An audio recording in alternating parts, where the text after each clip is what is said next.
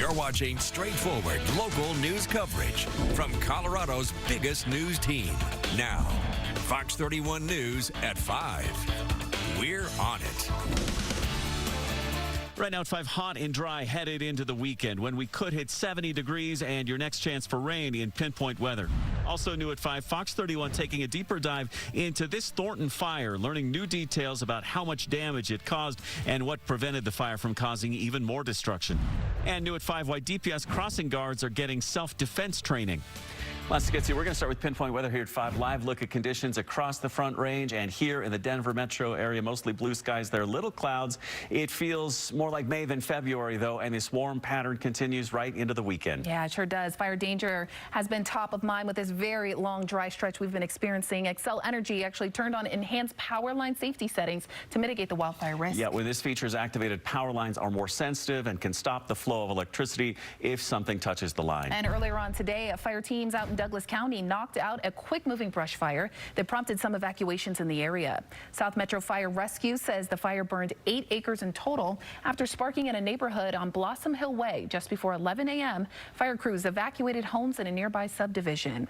Thankfully, crews got the fire under control, and those evacuations have since been lifted after the fire sparked.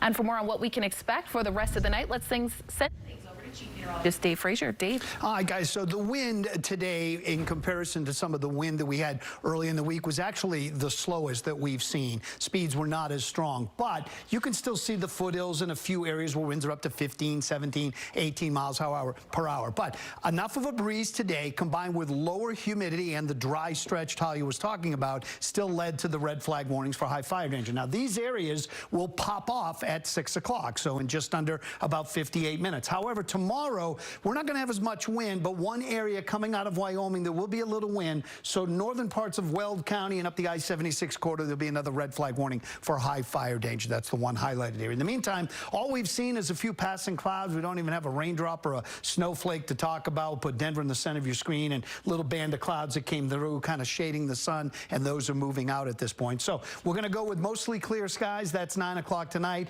Clear the skies tonight. Tomorrow you wake up and we have got sunny skies for your Saturday, another dry day. I mentioned the humidity, and there are the current values. Some places did get into the single digits. So again, while the wind may not have been strong, the humidity was lower, and that is what prompted the red flag warnings. There's the current winds, and again, a little breezy in a few spots, but think about some of the winds we had at this time yesterday, up to 30, 35 miles per hour. They're just not there. Temperatures did get back into the 60s for yet another day. We're right now at 62. I'll show you the high we hit. 60s, upper 60s out east, and some chilly 30s off to the west. But if we do a 24-hour temperature comparison, remember yesterday we had that weak cold front, got us down into the low 60s. We're actually a few degrees warmer. Not much. 2, 3, 4, or 5 degrees warmer. Your hour by hour for your Friday evening, pleasant 50s to 40s by 10 o'clock. So here's what I'm tracking. The weekend does stay warm, as you guys said. There are some rain showers next week, and with that comes more mountain snow. That's a good thing in pinpoint weather. All right, Dave, thank you. Well, we are learning more today about that fire in Thornton that damaged businesses and came very close to a neighborhood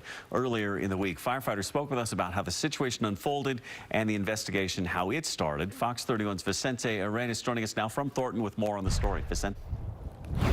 Jeremy, really remarkable to see here today the number of people that continue coming by this burn scar to see how close it came to the neighborhood. And we talked to those deputy fire chiefs about the strategies they use to try to keep the fire from spreading and going over towards those homes. The biggest team, the most local news coverage, live from Denver. This is Fox 31 News at 5:30. We're on it. First here at 5:30, eating out can be expensive. A new report found Coloradans are paying about 5% more at restaurants than the rest of the country. And right now, Denver restaurants are dealing with mounting costs. Fox 31's Janelle Badia takes a deeper dive into the obstacles and the risks for the industry if nothing changes. Denver restaurants are facing a cost crisis reflected on their higher menu prices. In some cases, businesses have to close because it's just too expensive to operate. The new 2025 State of Denver Restaurants report reveals major industry challenges trending over the past 6 years.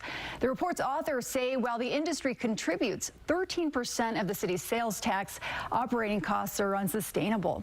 They found between 2019 and 2024, hourly labor costs jumped 50%. Denver's Denver's tipped minimum wage increasing by about 95%. General costs like rent, taxes, and insurance are up, while overall earnings fell by 20%. The report also points to Denver's fragmented permitting and compliance process. For smaller operators, delays are costly. Monthly losses from payroll to utilities could cripple a business.